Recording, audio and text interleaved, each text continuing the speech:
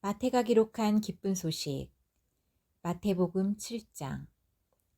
너희가 판단을 받지 않으려거든 남을 판단하지 말아라. 너희가 남을 판단하는 것만큼 너희도 판단을 받을 것이며 남을 저울질하는 것만큼 너희도 저울질 당할 것이다.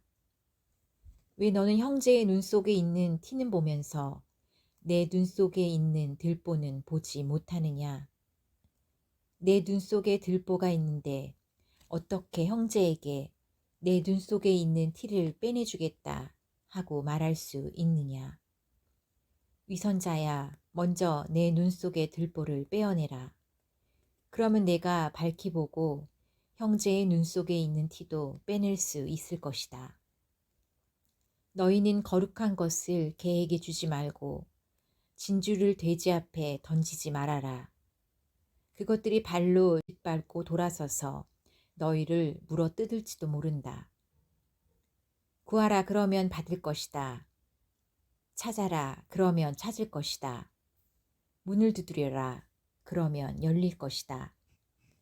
누구든지 구하는 사람은 받을 것이며 찾는 사람은 찾을 것이요 두드리는 사람에게는 열릴 것이다. 너희 중에 자기 아들이 빵을 달라는데 돌을 주며 생선을 달라는데 뱀을 줄 사람이 있겠느냐? 악한 사람이라도 자기 자녀에게는 좋은 선물을 줄 아는데 하물며 하늘에 계신 너희 아버지께서 구하는 사람에게 더 좋은 것을 주시지 않겠느냐?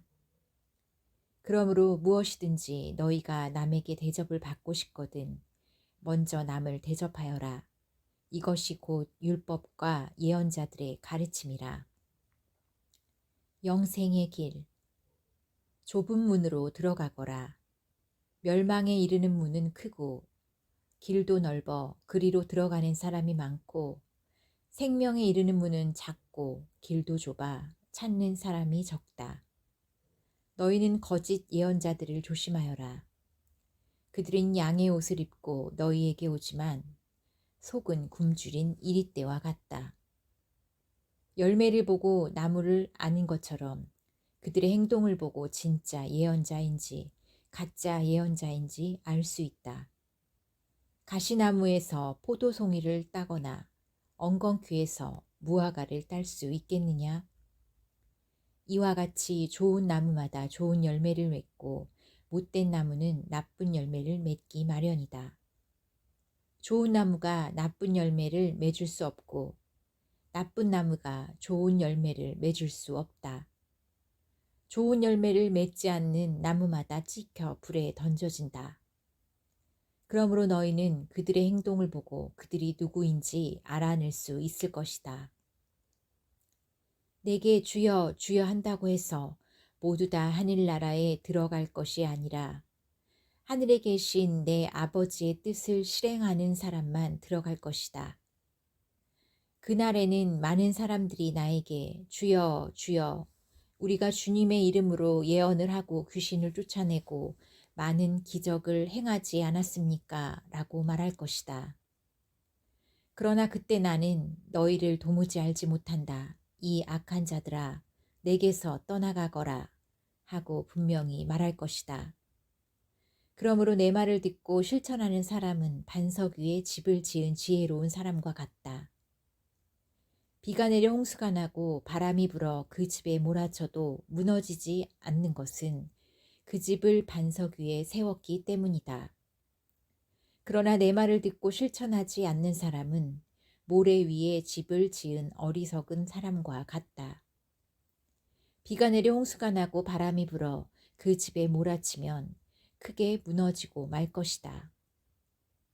예수님이 이 말씀을 끝내시자 군중들은 그 가르치심에 몹시 놀랐다. 왜냐하면 예수님이 율법 학자들과는 달리 권위 있는 분답게 가르치셨기 때문이다.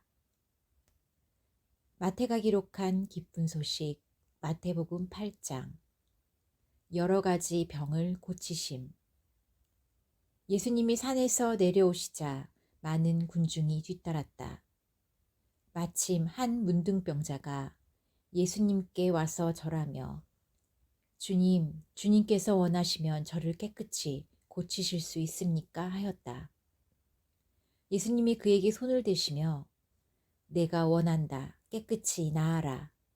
하고 말씀하시자 즉시 그의 문둥병이 나았다. 그때 예수님은 그에게 너는 아무에게도 이 일을 말하지 말고 제사장에게 가서 내 몸을 보이고 모세가 명령한 예물을 드려 내가 깨끗해진 것을 사람들에게 증거하여라 하고 말씀하셨다.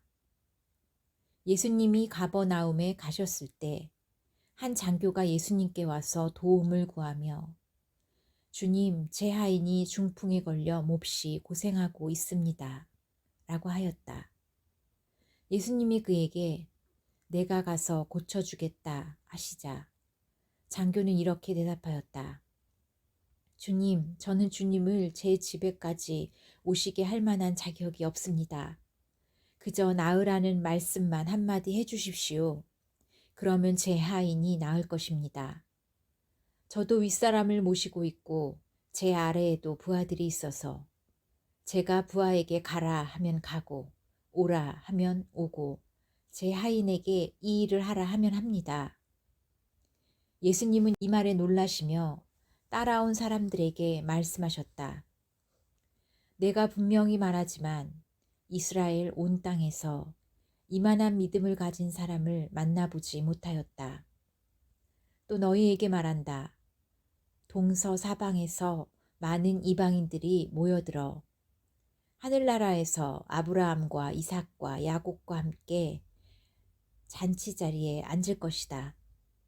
그러나 유대인들은 바깥 어두운 곳으로 쫓겨나 통곡하며 이를 갈 것이다. 그러고서 예수님은 장교에게 가거라 내 믿음대로 될 것이다 하고 말씀하셨다. 그러자 바로 그 시각에 그의 하인이 나았다. 예수님이 베드로의 집에 들어가 그의 장모가 열병으로 누워있는 것을 보시고 그 손을 만지시사 열병은 떠나고 그 여자는 일어나 예수님의 시중을 들었다. 날이 저물었을 때 사람들이 귀신 들린 많은 사람들을 예수님께 데려왔다.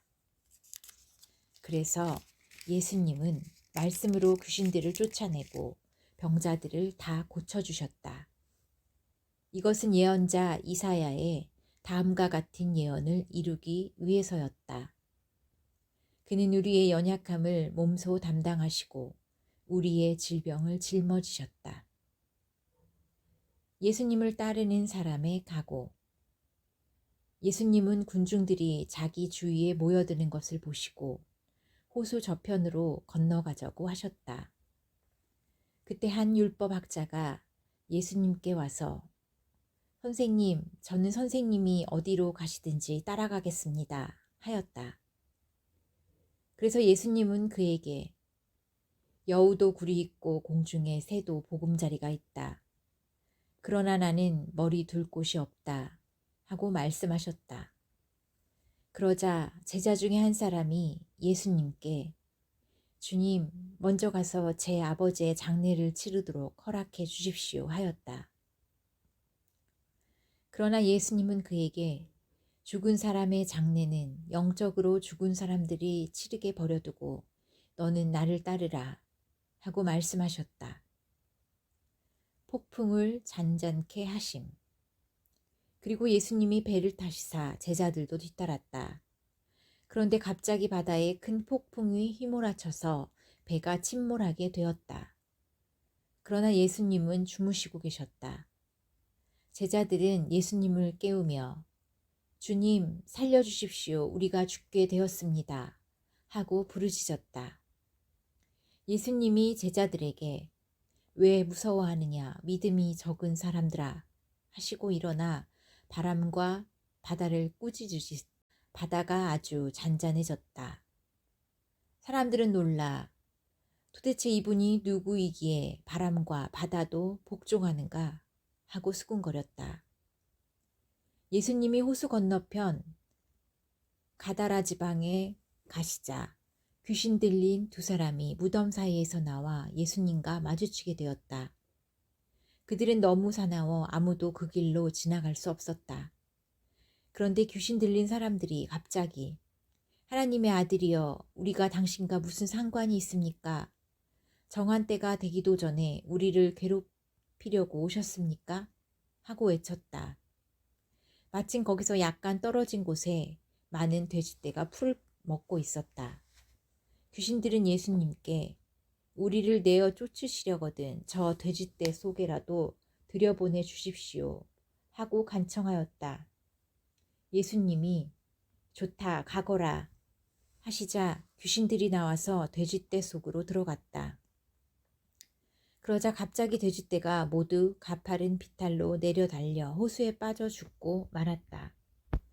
돼지를 치던 자들이 달아나 마을에 들어가서 이 일과 귀신 들린 사람들에게 일어난 모든 일을 말하자 온 마을 사람들이 뛰어나와 예수님을 보고 그 지방에서 떠나달라고 간청하였다.